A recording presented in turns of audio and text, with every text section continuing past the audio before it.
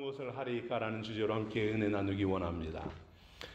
여러분 먼저 한 가지 질문을 하려고 해요. 여러분은 어떻습니까? 우리가 살아가는 세상이 여러분은 어떤 곳이라고 느껴지나요? 혹시 여러분 중에 한두 분 세상을 한두 마디로 표현한다면 뭐라고 이야기하고 싶습니까?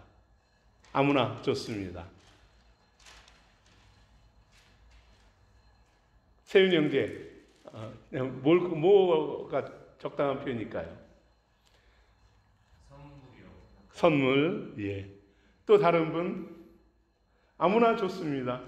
정답은 없어요. 시험장, 예. 좋습니다. 세상을 구조론적으로 말을 하면 물질, 공간, 시간, 정보, 에너지 이렇게 이야기한다고 합니다. 그리고 독일의 철학자 마틴 부버는 세계는 그대가 원하는 대로 세상에 머물러 있다 이렇게 이야기했다고도 합니다. 무슨 말입니까? 내가 원하는 대로 각자 자신이 원하는 세상을 자기가 만들어 간다라는 말이죠. 우리는 동일한 세상을 살아갑니다. 하지만 철저히 주관적으로 그리고 주관적인 생각과 자세로 서로 다른 세상을 만들어가며 살아가는 것이에요. 어떤 경우에는 기쁘고 감사한 세상을 만들기도 하고 어떤 이들은 원망과 불평의 세상을 만들기도 하고 어떤 이들은 풍요와 여유로움의 세상을 만들기도 합니다. 그것이 그들에게 세상이지요. 간혹 사람들을 보면 이상한 행동하는 사람들이 있어요. 그래서 저는 좀 이상한 세상에서 사는 것 같아요. 그렇지 않아요? 엉뚱하게 하면서 저 사람의 세상은 좀 이상해 이런 표현도 우리가 간혹 하지 않습니까? 이해되지는 않지만 그들 나름대로 자기만의 세계를 만들어 살아가는 것이에요. 여러분, 그러면 여러분의 세상은 어떻습니까? 살만한 곳인가요? 아니면 고되고 힘든 것인가요? 아니면 아름답고 복된 것입니까? 아니면 고통스럽고 저주스러운 곳입니까? 여러분, 어떠한 세상이든지 오늘 우리는 주님이 말씀하는 세상을 한번 묵상하기 원합니다. 주님께서 바라보시는 세상은 앞에서 이야기한 우리들의 관점과는 조금 다른 것 같습니다. 예수님이 바라보시는 세상, 그것은 바로 이리가 득실거리는 곳이다. 주님은 말씀합니다.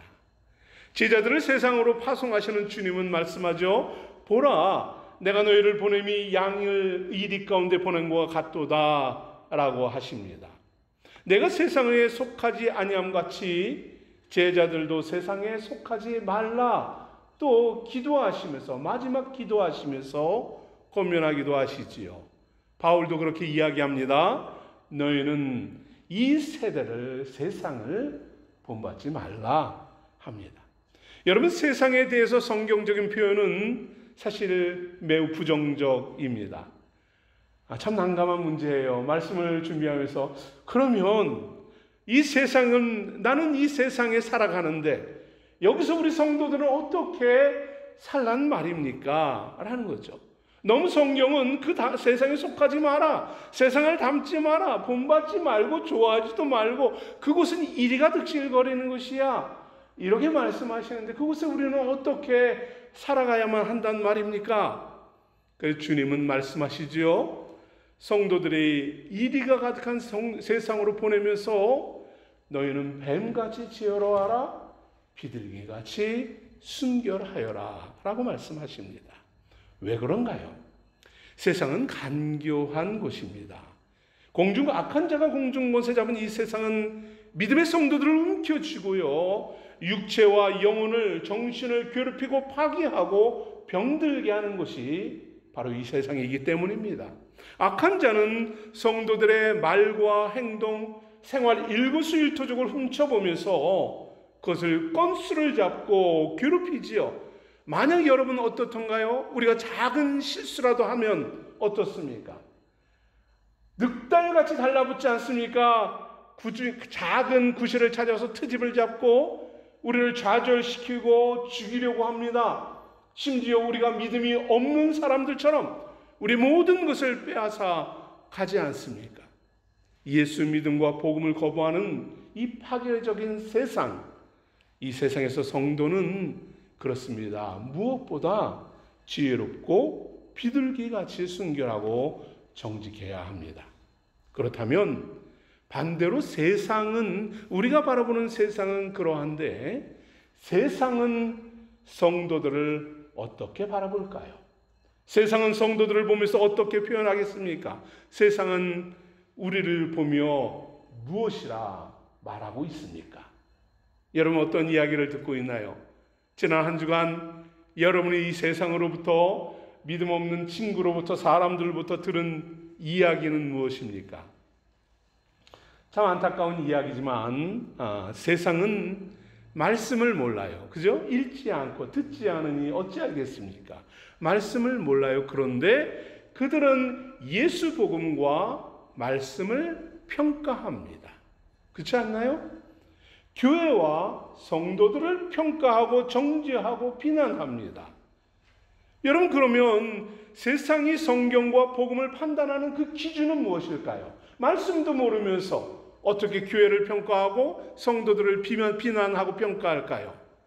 여러분, 바로 그 정답은 바로 저와 여러분에게 있습니다. 세상은 성경 대신에 여러분을 읽는 것입니다. 예수님을 이해하고 여러분을 보면서 말씀을 깨닫기 때문입니다. 여러분이 그들이 예수님께 나아가는 통로이기 때문입니다. 그런데 참 기가 막힌 점이 한 가지 있습니다. 그 사람들은 세상은 말씀도 모르고 기도도 안 하고 그리고 신앙도 없는데 교회와 우리를 향한 세상의 표현은 어때요? 매우 정확하지 않나요? 그들의 비난 듣기는 싫지만 때로는 너무도 정확하게 이야기하지 않습니까? 물론 왜곡된 표현들도 많이 있습니다. 하지만 성도들이 말씀대로 살아가는지 그렇지 않은지 세상은 너무도 잘 알고 있다는 사실입니다. 왜 그럴까요?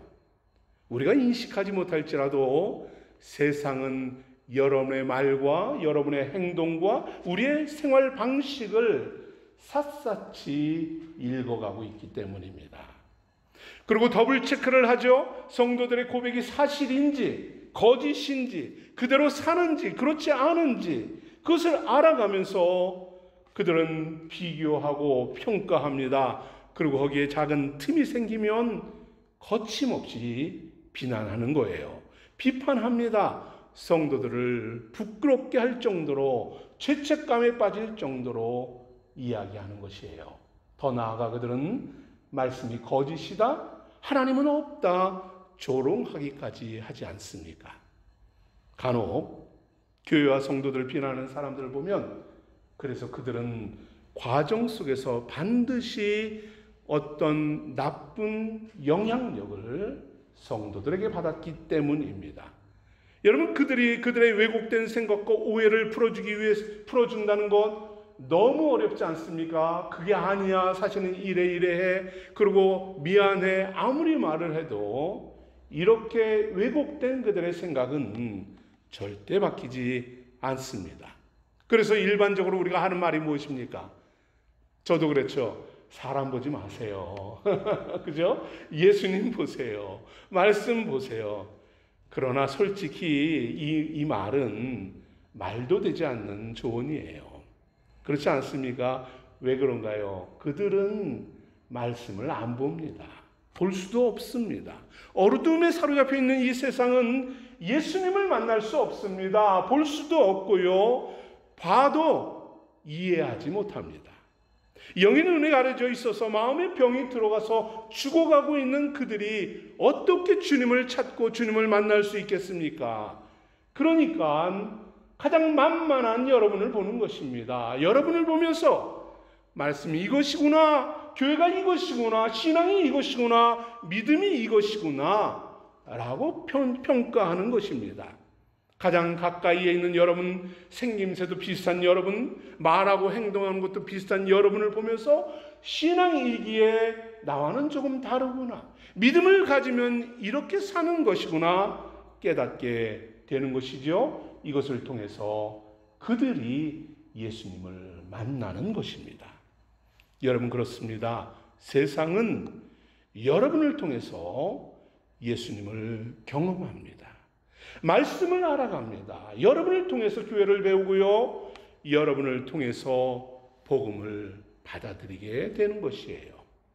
여러분, 한편으로는 부담스럽지요. 그러나 한편으로는 얼마나 복된 존재입니까? 여러분은 이와 같이 복된 존재입니다. 복음의 통로가 되기 때문입니다. 그들에게 예수 사랑을 전할 수 있는 기회를 얻은 사람들이기 때문입니다. 사랑하는 성도 여러분, 자신을 통해서 예수 복음이 전해지게 하시기를 축복합니다. 아멘. 말씀대로 사는 나를 한번 봐 라고 말할 수 있는 성도가 되기를 축복합니다. 주님께서는 이와 같이 여러분을 세상으로 보내시는 것입니다. 여러분의 삶의 현장으로 여러분을 나가게 하십니다. 그 속에서 만나는 사람들에게 복음의 통로가 되라 하십니다. 예수를 알지 못하는 사람들, 그들이 남편이건 아내이건 자녀이건 친구들이건 불신앙의 사람들이 예수를 만나는 것, 유일한 통로는 누구요? 나다라는 사실을 잊지 마시기 바랍니다. 죽어가는 영혼을 향한 주님의 마음, 여러분에게 긍휼의 마음을 주십니다. 그들을 긍휼히 여기라 하십니다. 여러분에게 위로하고 권면하라 하시는 것입니다. 죽음과 어둠의 길에서 그들을 복음으로 인도하라 하십니다.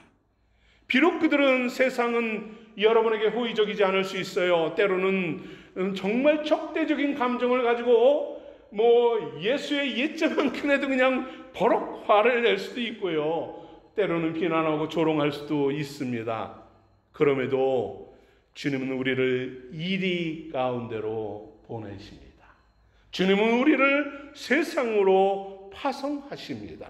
주의 마음과 영혼을 불쌍히 여기는 마음으로 은혜를 전하는 자로 세워주시는 것이에요. 주님의 십자가 사랑과 순결함으로 복음을 증명하는 성도들 되기를 축복합니다. 여러분, 오늘 여러분도 그렇지만 오늘 본문에서 바울은 더욱 고된 세상과 씨름하고 있습니다.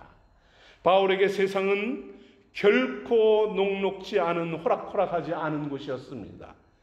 바울은 거짓과 거친 죽음의 현장으로 나아갑니다. 그럼에도 그들에게 예수 복음을 들고 예수만이 생명이다, 그는 고백하며 선포하고 있습니다. 예루살렘에 올라간 바울은 이제 야곱의 권면대로 성전에 올라가서 규례를 지키고 나옵니다. 얼마나 신실하게 그들의 말을 듣고 동참하는지 알 수 없어요. 그런데 다 잘 이루어졌겠지 했는데 갑자기 에베소에서 온 유대인들이 바울을 두고 손가락질을 합니다. 그냥 비난 정도가 아니에요. 악한 감정과 적대적인 마음으로 저자 죽여야 될 자야, 저자가 어떻게 성전에 있어 하면서 거짓말로 유대인들을 선동질합니다. 에베소에서 온 유대인들은 바울이 헬라인을 성전에서 데리고 들어가 거룩한 성전을 더럽혔다, 전혀 있지 않은 이야기, 거짓말로 모함합니다. 앞뒤 문맥과 상황도 맞지 않은 주장을 유대인들에게 펼칩니다. 말을 합니다. 거기에 모이는 수만 명의 사람들, 유대인들은 그들은 들썩들썩합니다. 바울을 죽이자, 없애버리자 달려들기 시작을 하는 거죠. 진실 여부를 따지지도 않습니다. 바울을 성전 밖으로 끌고 가서 그냥 돌을 던져 죽이는 겁니다. 아무런 재판도 없이, 변명도 없이, 옳고 그름을 따지지 않고 그냥 그 자리에서 죽여버리려고 하는 거죠. 바울이 돌에 맞아 죽음의 문턱에 이를 때에 하나님은 천부장을 보내십니다. 그리고 폭동을 진압하죠. 천부장은 폭도들의 손에서 바울을 건져냅니다. 그를 높이 들어서 로마 법과 그리고 보호를, 재판을 받게 하지요. 그런데 사실 천부장도 한 가지 오해를 하고 있었습니다. 바울이 이렇게 성을 소란스럽게 하는 것을 보고 네가 이전에 난을 일으킨 장본인이냐, 그를 책망하고 죄를 찾아내려 합니다. 여러분, 예루살렘에 모인 사람들은 어느 누구도 진실에는 관심이 없습니다. 어느 누구도 복음에는 관심이 없습니다. 오로지 바울을 죽이고자 하는 그 하나의 목적만을 가지고 거짓에 사로잡혀 있습니다. 얼마나 황당하고 난감한 일인가요? 바울은 아무런 죄를 짓지 않고 잘못한 것도 없습니다. 그러나 세상은 바울을 대적하고 비난하고 죽음의 화살을 쏘아대기 시작을 합니다. 예루살렘은 바울을 죽이라는 수천 수만의 목소리로 가득 채워지고 말았던 것이에요. 살기로 가득한 정죄의 화살을, 칼을 휘두릅니다. 어느 것 하나만 맞아도 그 자리에서 죽을 수밖에 없는 절체절명의 위기에 겪게 되지요. 여러분, 이것이 바울이 경험하고 있는 세상입니다. 그러나 그곳에서 바울은 어떻게 합니까? 좌절하지 않습니다. 그 속에서 군중들의 오해를 풀고 감정을 풀기 위해서 변명의 기회를 삼지요. 1절에 이렇게 말합니다. 부형들아, 내가 지금 너희 앞에서 변명하는 말을 들으라. 담대하게 변론합니다. 복음을 선포합니다. 여러분, 바울을 보면 우리는 얼마나 편안한 삶을 살아가고 있나 하는 생각 들지 않습니까? 참 감사해요. 물론 앞에서 이야기한 대로 우리는 일 가운데로 어렵고 힘들 때도 없잖아 있을 겁니다. 그러나 바울에 비하면 비교할 바 되지 않지요. 얼마나 평안한 삶을 삽니다. 간혹 억울한 일을 당하고 시험 받을 때도 있지만 솔직히 말하면 어떤가요? 대부분 그것은 우리가 받는 오해는 우리의 실수에서 비롯된 것이 더 많지 않나요? 우리의 잘못이고 우리의 게으름에서 시작된 것이 원인입니다. 우리에게서 예수님을 찾을 수 없기 때문에 손가락질이 있었습니다. 말씀은 이야기하지만 말씀의 능력이 없어요. 기도를 한다고 하지만 기도의 열매가 없습니다. 그러니 세상은 등을 돌리고 우리에게 조롱하고 비난할 뿐인 것이지요. 세상에서 우리가 받는 비난과 조롱, 여러분, 이것은 솔직히 우리가 말씀대로 순종하지 못하여 겪는 연약함과 어리석음 아닙니까? 우리는 불성실한 태도로 말씀에 순종하지 못했어요. 세상에서 부끄러움을 당하고 어려움을 겪고 있는 것입니다. 그러면서 내 잘못인데 주님께 원망하고 불평하고 한탄하는 것이 우리의 모습이에요. 얼마나 황당하고 얼마나 난감한 일입니까? 주님께 참으로 죄송스럽고 부끄러울 따름입니다. 이것이 우리가 세상을 살아가는 방식인데, 그런데 주님은 그 속에서 이처럼 연약하고 고난당하는 어리석은 연약한 인생들에게 은혜 베풀어 주시는 분입니다. 우리가 세상에 본을 보이지 않고 구별되지 않았습니다. 신실하게 살지 못했습니다. 정직하지 못했습니다. 그것으로 인해서 책망받았음에도 불구하고 주님은 성도들을 상한 마음을 위로해 주시는 분입니다. 다시금 일어설 수 있도록 용기를 주시는 분입니다. 비록 본이 되지 못했을지라도 다시 말씀을 붙잡고 묵상하게 하시고 기도하게 하시며 주의 은혜를 구하게 하십니다. 조금 변화되는 그것을 보고 잘하였다, 힘을 내라 권면하는 분이 우리 주님인 것이지요. 우리가 세상에 우리는 말씀으로 지혜롭게 행동하지 못했습니다. 그럼에도 복음에 순결하지 못했음에도 무시당하고 조롱당했음에도 주님께서 다시금 믿음으로 저와 여러분을 세워주시는 분임을 믿으시기 바랍니다. 오늘도 우리에게 다시금 사명을 주시고요, 이제는 복음의 통로가 되라. 이제는 그 고난에 휘감겨 있는 것이 아니라 담대히 믿음을 선포하는 자가 되라 말씀하고 있는 것입니다. 오늘 바울은 바로 이와 같은 상황 속에서 그는 믿음으로 선포합니다. 오늘 본문의 말씀은 사실 바울에게 그의 사역의 대전환을 이루는 중요한 현장입니다. 지금까지 바울은 아시아와 유럽을 거쳐서 3차례의 선교 여행을 다녔지요. 이 말씀은, 이 사역은 사도행전 9장에서 있었던 주의 말씀에서부터 비롯되었습니다. 예수 이름을 이방인과 임금들과 이스라엘 자손들에게 전하기 위하여 택한 나의 그릇이라 라는 말씀대로 바울은 사명을 감당해 왔습니다. 여러분, 여기에 말씀에 3부류의 사람들이 소개되어 있죠. 누군가요? 이방인, 그리고 임금들, 그리고 유대인입니다.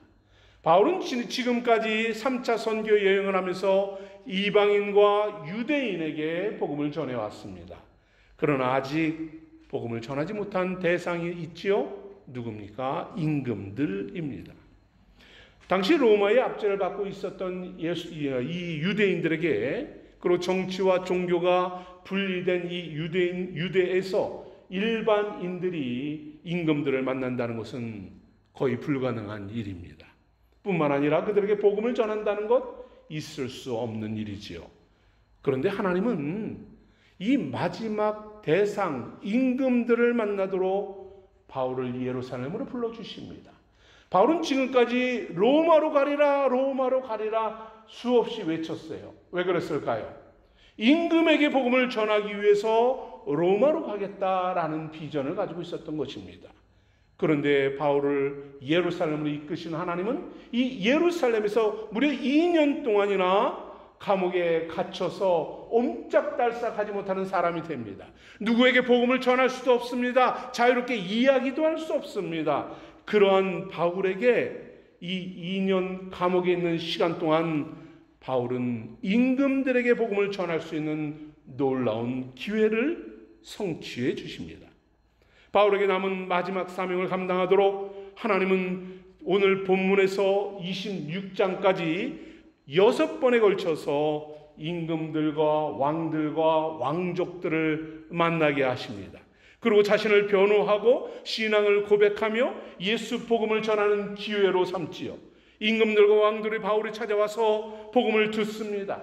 그들은 바울의 말을 모두 듣고 바울은 무죄하다, 이를 풀어줘야 한다. 여러분, 복음을 듣고 그들이 내가 예수를 믿어야 하느냐 반문할 정도로 그들은 변화되어 가는 것을 보게 됩니다. 놀라운 일이죠. 이방인과 임금들과 유대인들에게 복음을 전하라는 이 사명대로 바울은 자신 이끄시는 대로 그가 주어지는 세상 속에서 복음의 통로가 되어서 그들에게 복음을 전하는 이 사명을 감당했던 것입니다. 그 이후에 그 임금들, 하나님은 바울을 만나시죠. 내가 예루살렘에서 나의 일을 증언한 것처럼 로마에서도 증언하여야 하리라. 하나님은 이방인, 임금들, 유대인들에게 사명을 다한 바울에게 새로운 비전을 주십니다. 사명을 주십니다. 이제 하나님은 바울을 예루살렘에서 로마로 가는 모든 과정을 이끌어 주십니다.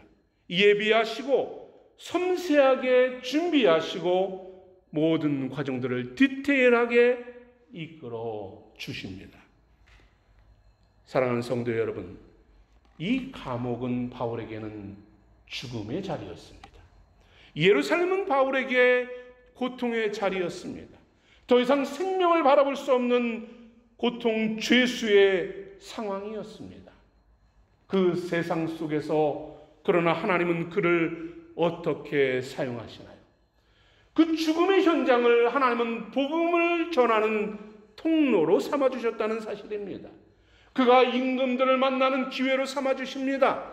그를 거부하는 대적하는 자들 앞에서 담대히 예루살렘과 유대와 왕들과 이방인들에게 예수 복음을 전하고 생명을 전하는 은혜를 누리게 하십니다.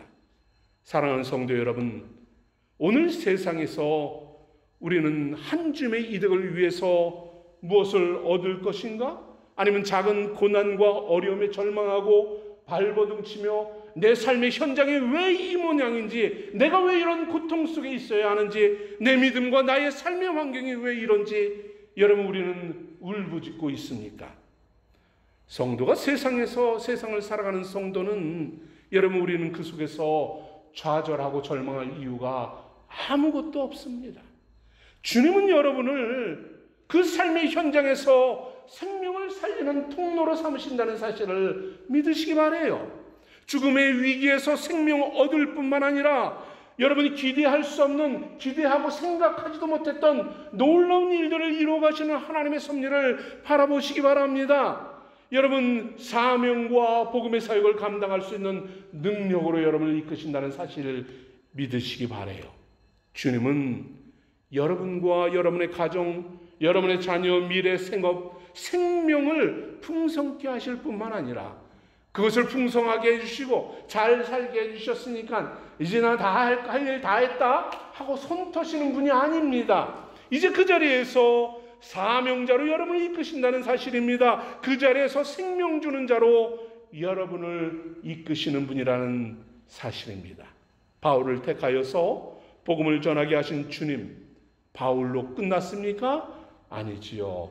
여러분을 사명자로 부르십니다. 여러분에게 능력을 주시는 분입니다. 세상은 여전히 우리를 죽음의 위기로 밀어넣을 것입니다. 세상은, 이리 같은 세상은 우리의 생명을 빼앗으려고 끊임없이 공격할 것입니다. 그러나 그 속에서 주님은 생명 주십니다. 정죄받고 비난받는 그 속에서 주님은, 고통의 화살이 쏟아지는 그 속에서 주님은 여러분을 위해서 새로운 일을 창조하실 것입니다. 놀라운 역사를 이루어 가실 것입니다. 승리를 여러분에게 주신다는 사실을 믿으시기 바랍니다. 여러분에게 비전을 주시고요, 그리고 성령의 권능과 능력을 부어주시는 주님을 바라보시기 바랍니다. 온갖 죽음의 고통이 절망할 수밖에 없는 환경이 이 자리를 나가면 펼쳐져 있을 것입니다. 그럴지라도 그곳이 은혜의 현장이 될 것입니다. 그곳에서 주님은 여러분과 함께 기적을 이루어 가실 것입니다. 바울은 자신의 일생 사명을 감당한 후에 고백을 합니다. 나의 소원은 예수 닮기다 라고 고백합니다. 일생 동안 예수만을 전하는 삶을 살아내지요. 빌립보서 3장의 말씀을 여러분과 함께 묵상하기 원합니다. 제일 마지막으로 가시면 됩니다. 모든 것을 해로 여김은 내 주 그리스도 예수를 아는 지식이 가장 고상하기 때문이라. 내가 그를 위하여 모든 것을 잃어버리고 배설물로 여김은 그리스도를 얻고 그 안에서 발견되려 함이니 내가 가진 의는 율법에서 난 것이 아니요 오직 그리스도를 믿는 믿음으로 말미암아 된 것이니 곧 믿음으로 하나님으로부터 난 의라 합니다. 사랑하는 성도 여러분, 바울의 위대한 이 고백이 저와 여러분의 고백이 되기를 축복합니다. 예수를 만난 여러분, 예수 안에서 살아가기를 몸부림치는 여러분, 예수님을 닮고 주님의 동역자로서 증인으로서 살아가기를 축복합니다. 우리의 환경은 변화되지 않고, 우리의 환경은 이리 같고 죽음의 현장과 같고 고통이 있고 온통 괴롭힘만이 있을지라도 바울은 말합니다. 그 모든 것 배설물이야, 쓰레기야 말하죠. 그것 때문에 왜 여러분 쓰레기 버리면서 고통스러워하는 사람 있습니까? 그것 때문에 왜 애절하니 눈물을 흘리며 고통스러워합니까? 버리십시오. 오직 예수 그리스도를 믿음으로 살아내시기 바랍니다. 돌아오는 이 한 주간 여러분의 삶을 통해서 예수 그리스도의 복음이 통로가 되길 바랍니다. 예수 복음이 여러분을 통해서 전화되고요, 전파되고 영광이 나타나기를 소망합니다. 이번 한 주 예수의 빛은 누구를 통해서 여러분의 가정 속에 나타날 것입니까? 누구죠? 저다, 나다라고 생각하는 분 손 들어보십시오. 아멘. 여러분, 나를 통하여 예수의 빛이 가정 속에서 나오게 하십시오. 여러분의 생업 속에 여러분을 통해서 사랑이 증거되어지는 것입니다. 여러분을 통해서 위로가 일어나고 상심된 이들에게 소망이 나고 권면이 이루어지는 것입니다. 죽어가는 영혼의 소망 회복되는 중보의 역사가 그 자리에 일어나게 해야 하지 않겠습니까? 그렇습니다. 간절히 소망하기는 우리는 여전히 한없이 부족해요. 연약합니다. 그러나 저와 여러분이 예수 사랑의 그리고 복음의 도구가 되기를 축복합니다. 우리의 삶과 시간과 성업과 세상이 주님을 만난 저와 여러분을 통해서 살아나는 생명 얻는 현장 되기를 축복합니다. 아멘.